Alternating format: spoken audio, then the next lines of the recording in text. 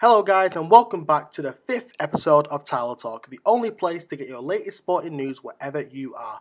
My name is Tyler Brown and unfortunately KB cannot be with us this week due to other commitments, but without further ado, we've got NFL, football/soccer, NBA and some big talk news coming up today. So, to get the latest news on all the other videos, I need you to do one thing for me. Well, two things. I need you to like, subscribe and hit the notification button on this video. And also, whilst you're on Instagram tonight, and we all know you'll be on Instagram tonight, I need you to type in TYB_talk. That's right, TYB_talk. And give us a follow in order to get the latest stories that we'll be posting and mini bites that we'll be posting also. So, without further ado, let's get on with today's show.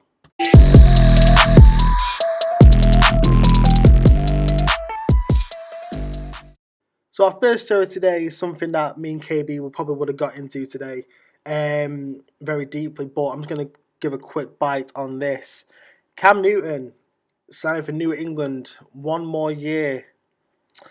Like the KB will probably think about my opinion, but I'm not against this deal. This deal for me is better than what I've been saying recently in terms of bringing in Ryan Fitzpatrick or Alex Smith. I like this deal. I thought personally he was going to go elsewhere. I said Cincinnati to be a good backup to Joe Burrows, but Bill Belichick is obviously got something in the works. But I have to say this right now. Just because we've signed Cam Newton and we have two other backups, for me, I don't think that's our only QB business this offseason. It would be such a disservice to the Patriots nation, and me especially, obviously, I'm the most important person in this situation, that if they didn't draft a QB this year, we'd be very disappointed. I just had a discussion with a few people recently about this deal. Well, the news has just dropped, so I've had a few like one or two conversations. But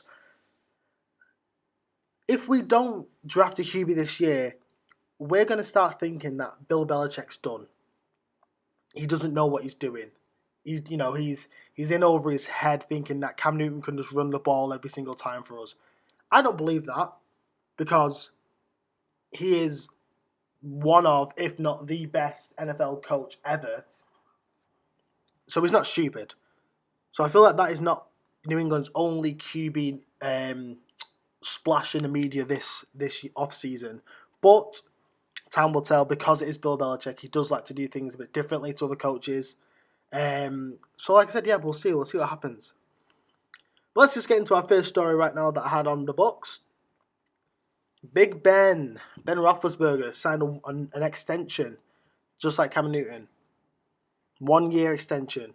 But it's not a great, unlike Cam Newton's contract, it's not a good one for Big Ben.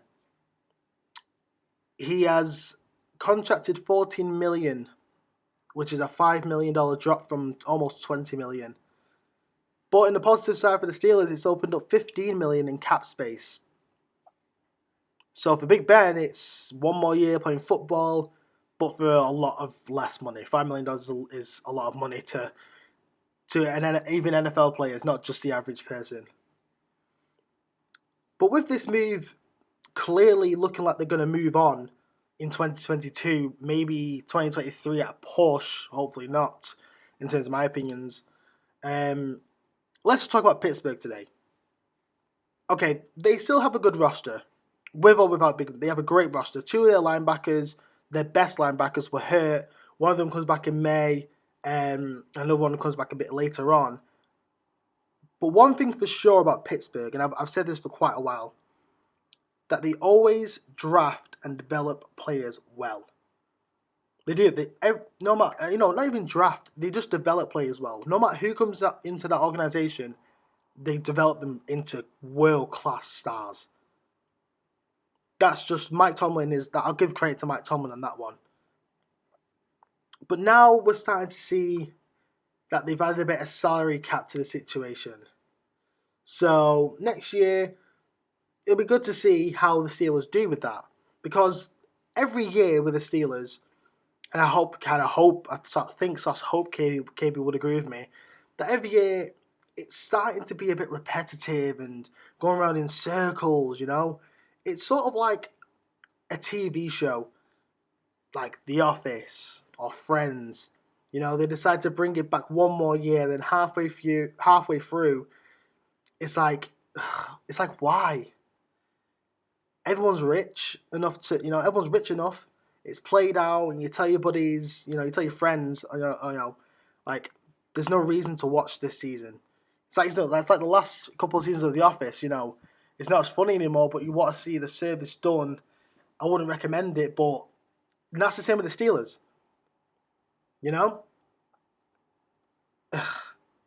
And because this, and my second issue with this is just the Steelers are going to go probably 9-7, maybe 10-6. Wild card sort of thing. In the division, but that's happened too much recently. And until they've sorted this QB situation out, they won't be a Super Bowl team. And the other problem is, next year, they're really going to need a quarterback next year. So, have you seen next year's quarterback class? No? Well, let's just get it up right here for you. I'm going to compare it to this year's. So these 10 on the left is obviously the players that are in this year's draft. So obviously, Trevor Lawrence, Justin Fields, Zach Wilson, and Trey Lance and Mac Jones, and all these other players. And then on the right, obviously, is next year's draft class. Well, they're the big five. Unlike this year's, you have sort of the big 10. The names in comparison are completely chalk and cheese. You look at Trevor Lawrence, Justin Fields, even Sam Ehlinger from Texas, and then you compare him to the likes of Bo Nix, Keaton Slovis, Tanner Morgan, Spencer Rattler, and Sam Howell. I'll give him a bit. I'll give him a bit of credit. They've been around for a while. I think most people will recognize Spencer Rattler from Netflix's QB1, but there's no comparison between the two. So when I saw this deal, I instantly thought, well, that means they're not going to draft this year. Therefore, they're going to have to pick a QB outside of this top 5 on the right. Because if they go, 9-7, 10-6, they're not going to have one of these 5 QBs as an option. Just makes you think a little bit what is happening in Pittsburgh to make them think that Big Ben is the answer for another year. But, because it's not like they're that high in the draft. Obviously, they picked number 24, which is not far off. It's 8 places off.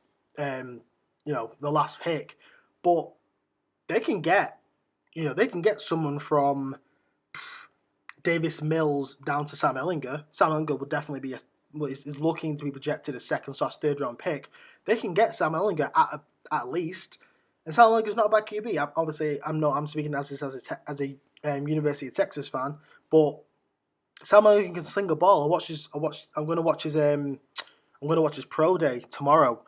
It's not like it's a bad thing to have Sam Ehlinger on your team, but end of the day, we'll see what the Pittsburgh Steelers do, because, like I said, they are just they're a repetitive team. They do the same things every year. They don't like change, and this deal has just solidified my case.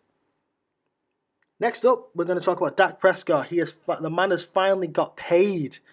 I'm going to break down that NFL record-breaking contract and compare it to other sporting contracts. This is Tyler Brown of Towel Talk. Stay tuned for more.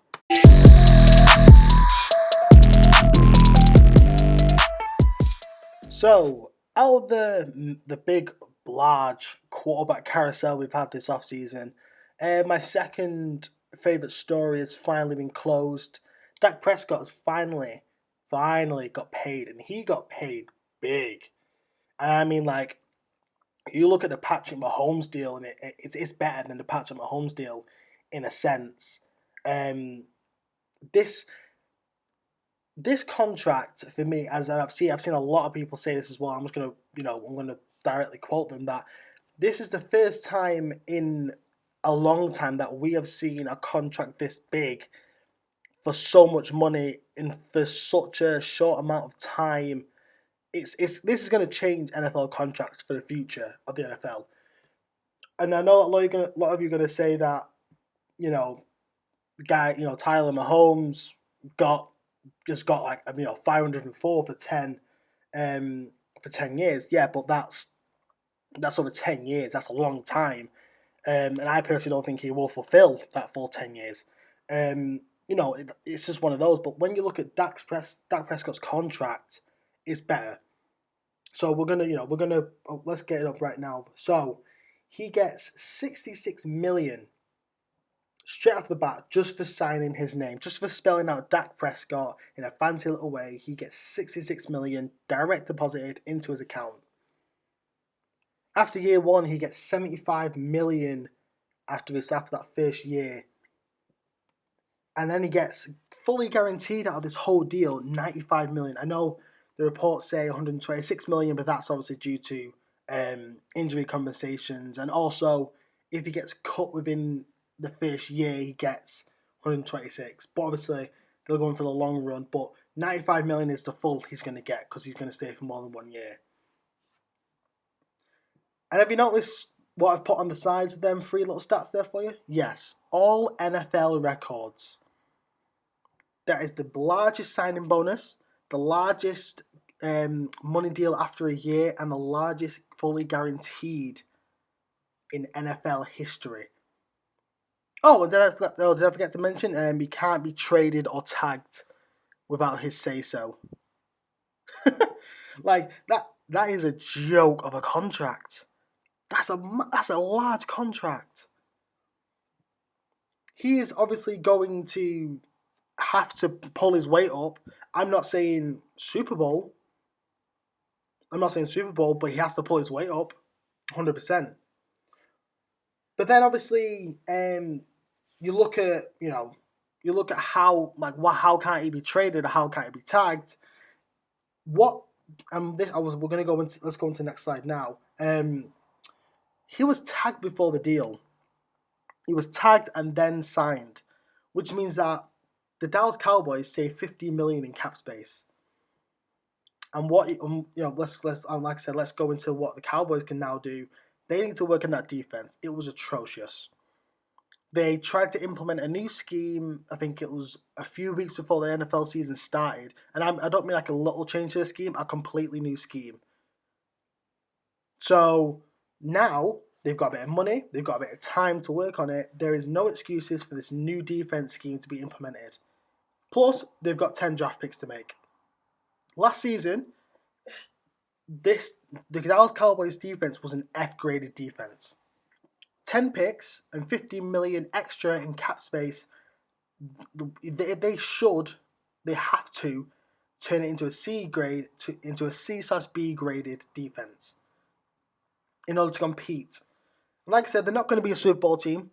Maybe not till, maybe 2, 3, maybe, in the last 2 years of Dak's contract, they're going to have to compete for the NFC East title and progress into a strong, consistent playoff team in order to even think that paying this much money to Dak Prescott is worth it. And then, I'm going to do this right now because I think a lot of you are still not over the fact that I'm saying this is better than the Patrick Mahomes contract. Let's just get up the Patrick Mahomes contract right now and compare the two. So yes, he gets $503 million for 10 years, but he only got a $10 million signing bonus. He only gets $50.3 million after 1 year. And then $63.1 million fully guaranteed. Obviously, he has the no trade and no tag clauses, but if you compare it to Dak Prescott's contract, he gets an extra an extra $56 million on his signing bonus, an extra 24.7 million added onto that one, and then fully guaranteed it's a whole extra 32 million onto that, 31.9 million onto that. Yeah, it's a miles better contract. Obviously, the Chiefs looking to progress Mahomes over the next few years. Well, next 10 years, not a few years, 10 years. But overall, Dak Prescott has changed how we look at NFL contracts.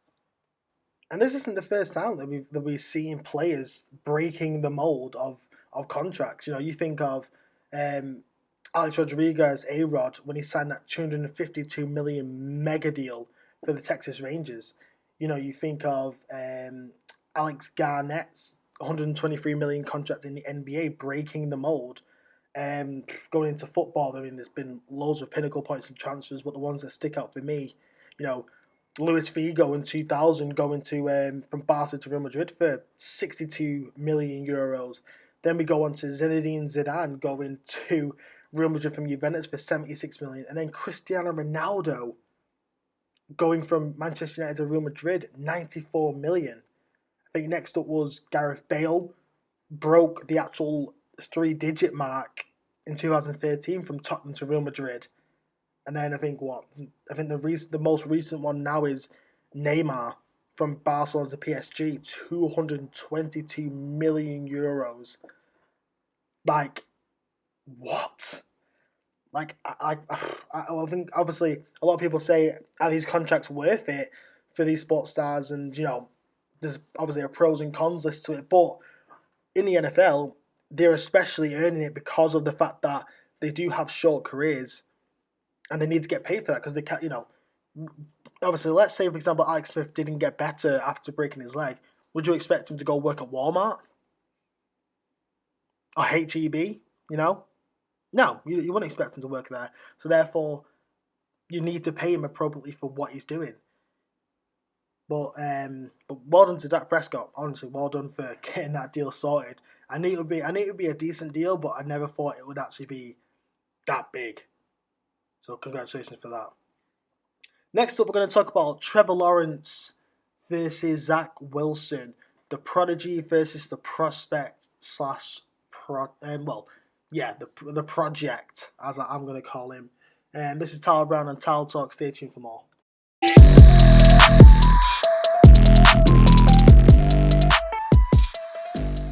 So now we're coming to more close to the draft. I'm starting to see a repeated theme over and over again between Trevor Lawrence from Clemson and Zach Wilson of BYU. But just before I get into that, I just want to share something right now that I've seen. I saw it on the NFL draft website the other day.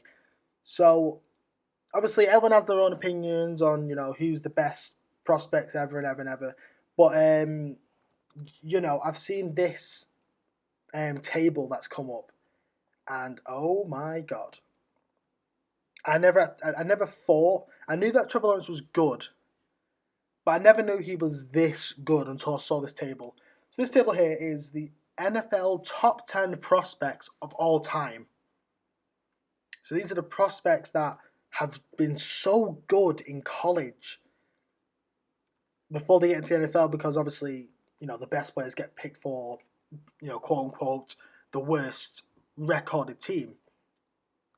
So, you know, it's let's just go into this table right now, because I think this table is amazing, absolutely amazing.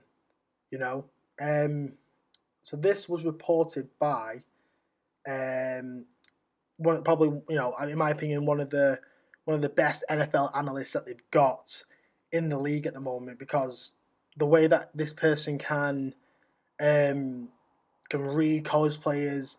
It's Mel Kiper, by the way. Sorry, I forgot to mention. It's Mel Kiper. You know, he's probably one of the best NFL draft analysts I've ever seen. You know, the way he talks about players, he knows who he's the person you go to of who's who in NFL draft prospects. So this is the list that he had right here. So John Elway is number 1, Andrew Luck number 2, Peyton Manning number 3, Trevor Lawrence is 4th, Jim Kelly's number 5, Andrew Ware number 6, Drew Bledsoe number 7, Ryan Leaf number 8, Troy Aikman at number 9, and Josh Allen of number 10. I've obviously colour-coded Josh Allen blue because he's still currently playing, and Trevor Lawrence because he's the person I'm going to be talking about in this segment. But wow, Trevor Lawrence is 4th. Like I said, I knew he was good, but I didn't know he was up there with the likes of, Peyton Manning and Andrew Luck and Jim Kelly and John Elway. Like, Jesus. It sort of makes sense to me now I've seen this, because people say that he is like Peyton Manning and Andrew Luck in college. And to be fair, with what I'm seeing with the next segment I'm about to go into even more versus Zach Wilson, the comparison between Andrew Luck and Trevor Lawrence sort of makes me believe this 20 times more if I didn't already. But obviously, out of them 10 quarterbacks, 3 of them are the only ones to win a Super Bowl with their drafted team: John Elway, Troy Aikman, and Peyton Manning. But yeah, so obviously, like we just said, Trevor Lawrence is the fourth best quarterback prospect of all time. And we're going to go into this segment right here. People are now starting to say all this absolute rubbish about Zach Wilson. Like, Zach Wilson is amazing. He's this, he's that. He is better than Trevor Lawrence. Right, calm down. No, he's not. Just calm down. He's not. There is a difference between being a prospect / project and being a prodigy. All right, there's a obviously there's a big difference in the words. If I say to you, "Oh yeah, you're a prodigy," and I look and go someone else and say, "Oh yeah, you're just a project," like you look at Serena Williams, Tiger Woods, they're prodigies. Yeah, Venus Williams was a project. Yeah, Rory McIlroy is a project. He's not great. He's not Tiger Woods-esque. Yeah, so that's the best comparison I'm going to give you now in terms of, obviously I can go into many football ones, but that's too big of a debate. If you want that to be debated, comment it in for the big talk, the next one. But let's just go. Okay, a lot of people are going to obviously say, the people that are on Zach Wilson's side are saying, well, yeah, have you looked at the stats? Well, okay, let's get the stats up then. Okay, obviously Trevor Lawrence is in orange, Zach Wilson's in blue. What's better? What's better about Zach Wilson compared to Trevor Lawrence? That he has 1.6 higher of a passer percentage on less throws, on less completions. He has 0.2 yards more. He has 2 less interceptions. What's better there? That's not for me a better obviously there's a lot more goes into it, but you look at the teams that that Trevor Lawrence has faced compared to Zach Wilson. Trevor Lawrence goes up against, Alabama. That's all I need to say. Zach Wilson, the Army, the Navy. Really? Them sort of teams? One's won a national championship, one hasn't. So calm down. Yeah, that's what I'm going to say on that one. Calm down. Because this happened to Andrew Luck as well. I know the reason why people are saying Zach Wilson is better. Because people, and this happened to Andrew Luck as well, like I said, people have been saying so many nice things about Trevor Lawrence for a good 2-3 years. They've run out of things to say. So therefore, they're looking at, this new guy who's, by the way, only played 10 less games than Trevor Lawrence. They've played over the same years, but only 10 less games because Trevor Lawrence has progressed himself into a better player to get himself to national championships. But anyway, because we've seen Trevor Lawrence for so long, being so great for so long, should I say, that when someone new comes along who's got a good arm, he can plop a ball down. He plays in a bright blue field and whatnot. You start to trust that guy a bit more. But then obviously, we're going to compare, tit and tat. You think of Johnny Manziel when he beat Alabama, with Texas A&M. And for people that are saying what, yes, that is very true.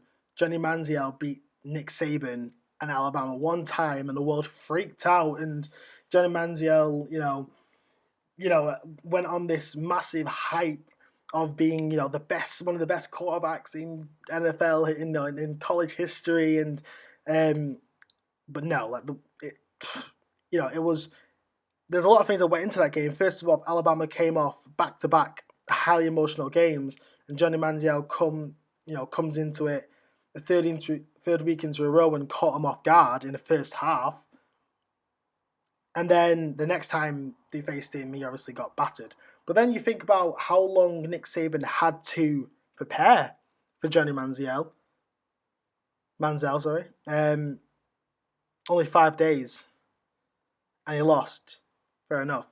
You look at the 2018 final. This is Trevor Lawrence's first year at Clemson. Yeah. Nick Saban had 6 weeks to prepare for Trevor Lawrence, and let's get the score up right now. Oh yeah, sorry. Trevor Lawrence absolutely demolished him, 44-16. Yet you're saying that. Yet you're trying to compare Zach Wilson, who's never got anything close to in a college national championship in his life. You're trying to compare to Trevor Lawrence, who beat Nick Saban, probably one of, if not the greatest college head coach of all time, who had 6 weeks preparation on Trevor Lawrence and got blown out the water. And let's just go back to Johnny Manziel. Where's Johnny Manziel now? Is that the same Johnny Manziel who played for 2 teams in Canada? He played in the AAF, is it? American Alliance for Football. The person who plays in fan-controlled football now. I'm not just in fan-controlled football. I am a little bit, obviously, but I'm not just in. Josh Gordon's in there because of the complications he's had over the years. But Johnny Manziel is now playing fan-controlled football. Yet you're going to compare how he beat Alabama, because everyone brings it up. It's like Tim Tebow. The way he did that great. He did the greatness in Florida that one time, and now he doesn't play. I think he just retired from baseball. So he doesn't not retired from football, retired from baseball. He had to change his sport. But going back to the subject of everyone who says that Zach Wilson is better than Trevor Lawrence, you need to calm down, compose yourself, come back to earth, and then try and speak to me about it. And that is all I've got for NFL/college football news. Next up, we're going to go into football/soccer, however you call it, wherever you're listening from. We're going to look into Liverpool's continued crumble and the little silver lining that they have. And as much as it pains for me to say, Man City have actually got quite a good chance of winning the quadruple this season. We're going to analyse that on Tile Talk. This is Tyler Brown. Stay tuned for more.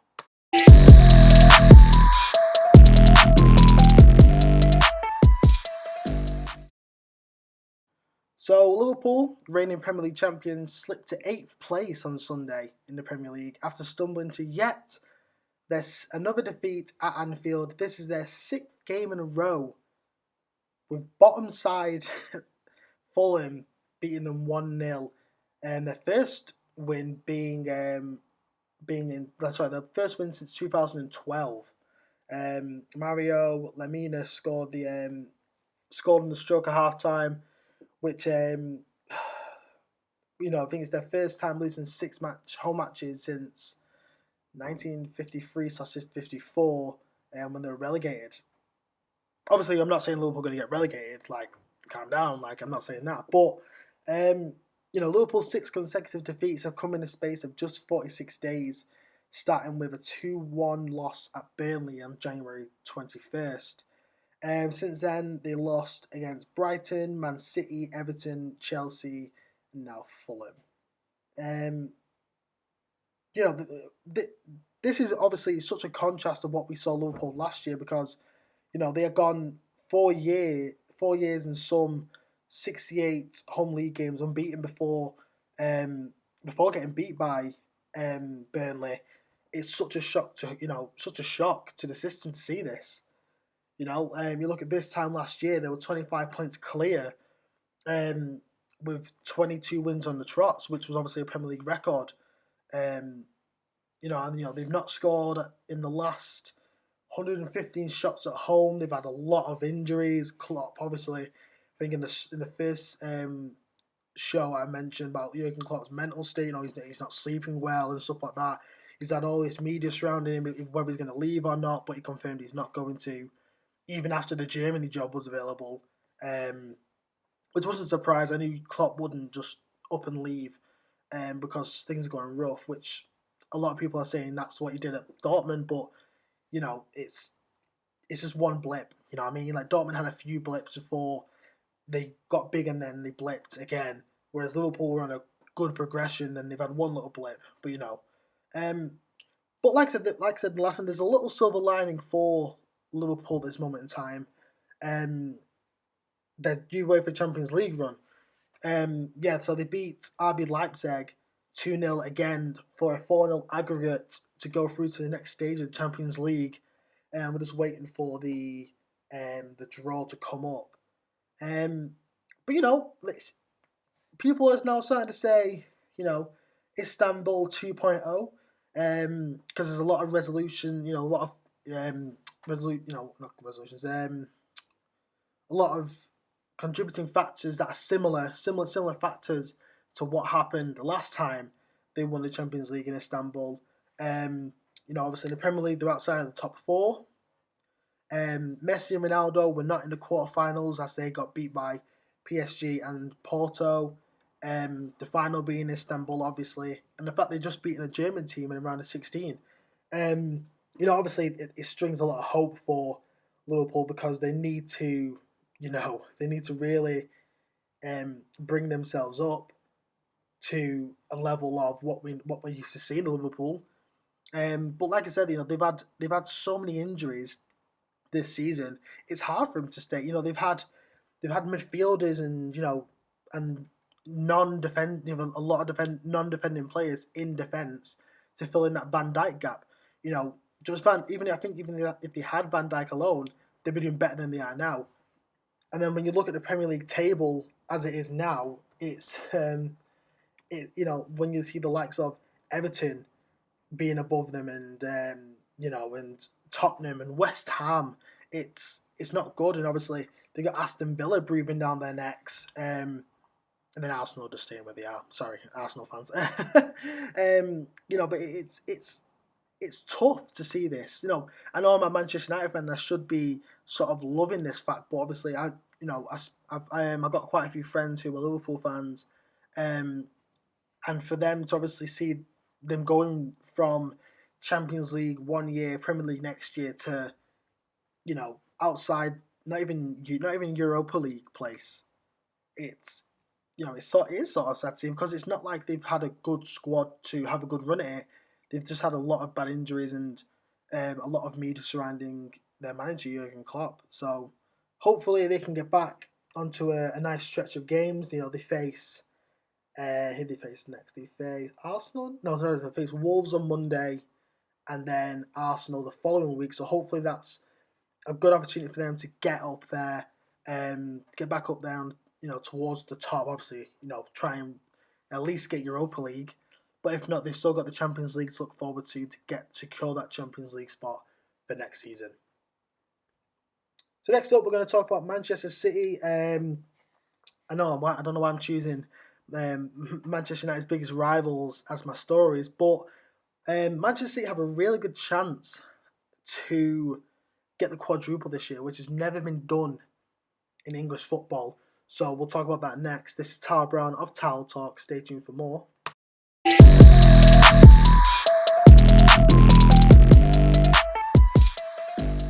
So as I said, it kills me to say this, but Manchester City actually have a chance of winning the English quadruple.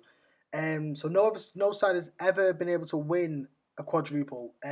So the four competitions that qualify for this are the Premier League, the FA Cup, the Carabao Cup, and the UEFA Champions League. Like I said, it does hurt me to say this, but they have a really good chance of doing this. The closest thing we ever have to this is Manchester United in 1999, who won the European Cup, the Premier League, and the FA Cup in a single season. Yeah, Pep Guardiola's done fantastic things at Manchester City. He was the first ever manager in English history to win the domestic treble, which is the Premier League, FA Cup, and League Cup.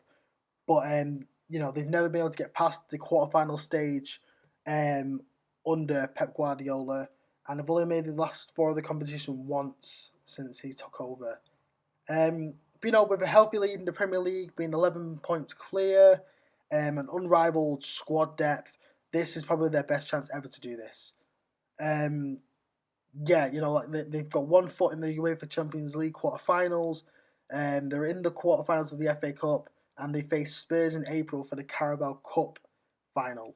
So, like I said, they've got a really good chance. They have a chance to usurp the neighbours, which are Manchester United.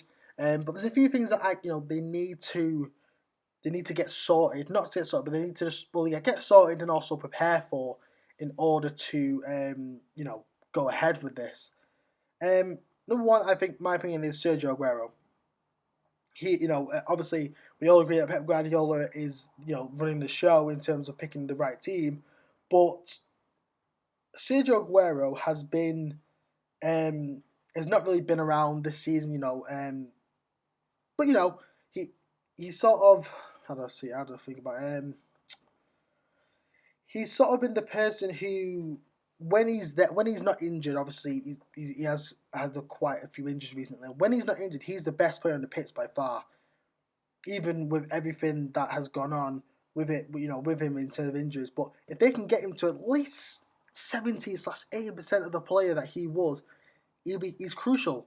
He loves big moments. Obviously he won Manchester City's first ever Premier League title, so it'll be nice for him to get healthy and get up to a standard where he can compete for Manchester City to win this quadruple. So my point is that Aguero is key in order to produce on the big moments, because that is what he's used to doing.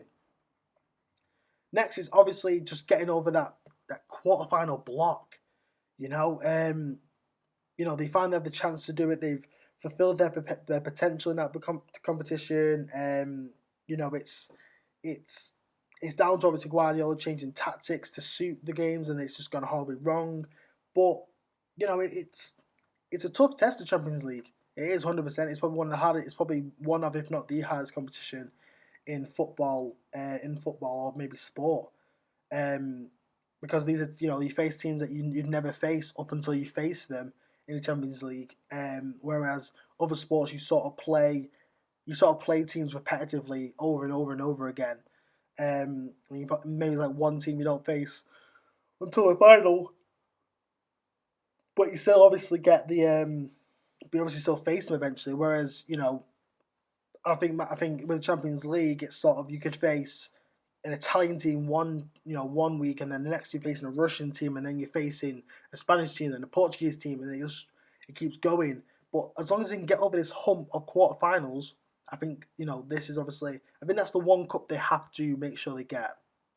Obviously, I know it's the last cup that they can win, but as long as they get themselves through it, because let's be honest, the Premier League, they can sort of drift away from it, because they're quite ahead, so they can sort of just focus on winning the other ones. And then obviously, the last point for me is obviously looking at that Carabao Cup final against Spurs. Spurs are obviously, their form recently has been amazing. Obviously, a lot of you are going to say that Man City beat them 3-0 in February in the Premier League, but it's Tottenham on a 5-game winning streak in all competitions under Jose Mourinho. Jose Mourinho is a finals master when it comes to finals. He's won Champions League. He's won all these major competitions. So it would just be good if Man City could just get over that hump of Jose Mourinho in a final, because like I said, Jose Mourinho is like is very good at what he does in terms of finals.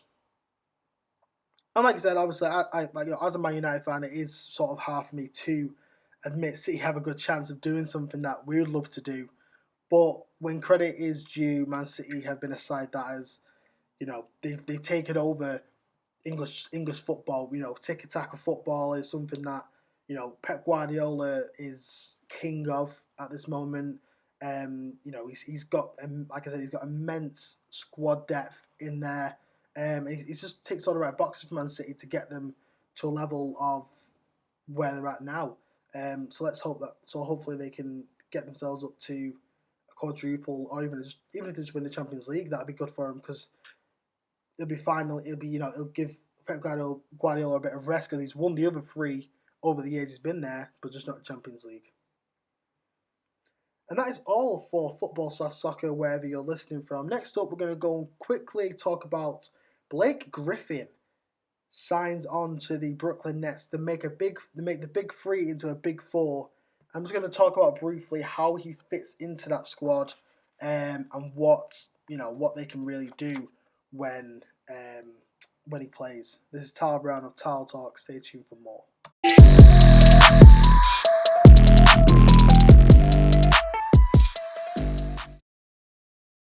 So with James Harden joining the Nets, you thought, how could this team get any better? Well, they've created the Big Four, as we're going to call it, with Blake Griffin signing from the LA Clippers to Brooklyn this towards the end of the season in what is deemed as a 2K career mode sort of move. And a lot of people have a lot to say about this. It's he's not the same as he was in 2019.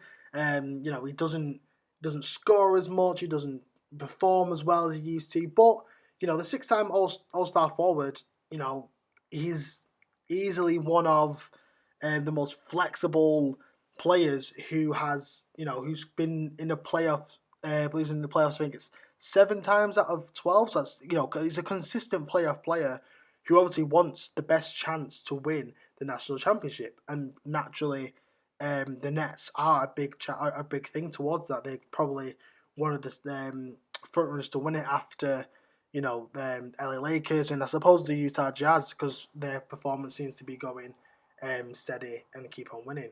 But it's one of those things of what does he bring to the team and why did they sign him? First of all, I think Kevin Durant has always been reported to have a lot of say in why he joined the Nets. Obviously, he's got partnerships with DeAndre Jordan when he played the Clippers, and also Bruce Brown, who it sort of seems like he will be taking over that sort of position when he plays. But Bruce Brown obviously played with in Detroit, and obviously the familiarity with the other big three in that squad. Kevin Durant came into the league in 2007.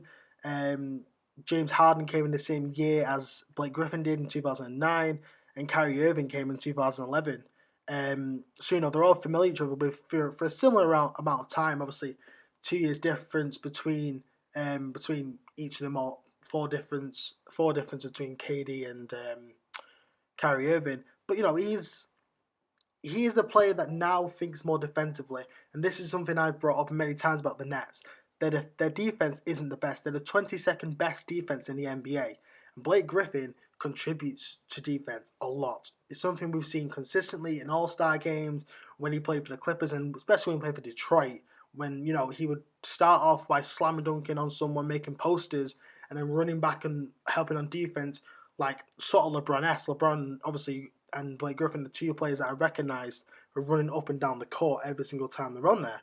So it sort of just comes into a fact of, has Blake Griffin got what it takes to help the Brooklyn Nets get to the national championship? 100%. Like I said, he has to that defense. He's flexible with playing anywhere in the squad, and with Kevin Durant not playing since February 14th, I think it is. He's not played in a while. He adds to that. He adds to the what do I call it? To the depth of the squad. Let's say KD doesn't come back, Bruce Brown can then slot into the forward position, whilst Blake Griffin can slot into anywhere else he's needed. DeAndre Jordan as well, he's able to slot into them positions as well. So it just adds a bit of depth to the squad. But obviously, when you've got a 6-time All-Star forward on your team, it only helps, right? I'm not going to say if they've no. I'm going to say this actually. I don't think they will win the national championship. I don't know. I think they'll get there 100%, but I don't know if they'll win it. It just depends on who they are facing in that final and who's on the court that day. Whether it is Kevin Durant or not. It just depends on that one. So time will tell in terms of how this team will perform. But for me, it's all about the big four needing to perform on the day. That's all it is. As long as they perform, that's all that matters. So, and that is all we've got time for today. We're going to go and talk into a little bit of big talk, but unfortunately on Monday I wasn't able to do it due to last minute things coming up. But we're just going to briefly talk about big talk again this Monday and the subject matter.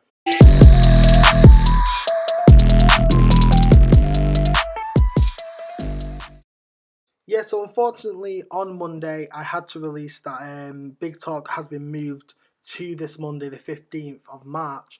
And that was just due to, it was just something came up. Something came up last second, and my editing software had a massive, huge update, which came out of nowhere. So it just seems best if I moved it. But I feel like I was fair to you guys. I give you guys, 4 or 5 little meet the host things between me and KB. I give you a few mini bites of different parts of shows, and I give you a few. I think I give you a story as well with the Manchester United news with their change in hierarchy as well. But obviously, quite a few of you might have forgotten what the subject matter is for the first Big Talk show. So we're going to go back into it. It is obviously, are sports documentaries good or bad for the subject? Like I said last week with KB, we're obviously looking towards going to a state of, looking at different sports documentaries and, comparing the good ones and the bad ones and, how the sort of angle different ones go into and just some of our favourite ones really. And then obviously going over the big debate of whether they are good or bad for the subject matter. Obviously I can't talk too much about it because then there's no point actually having the show altogether. But it's been an interesting conversation to have with the people that are coming on. So yeah, hopefully we can get that sorted out for you guys this Monday. We will get it sorted out for you this Monday. I'm sorry, we will. But that is all we have time for today in general. Thank you guys so much for listening today. I'm sorry that the video was late due to editing difficulties and obviously uploading difficulties as well. Tune in to our show next week and also Big Talk on Monday. But also make sure that you like, subscribe, hit the notification button. And when you're on Instagram tonight, and like I said, I know you will be, head over and search TYB_talk. That's right, TYB_talk for all the latest news. So without further ado, for the last time today, my name is Tyler Brown. This has been Tyler Talk. Thank you and see you on Monday.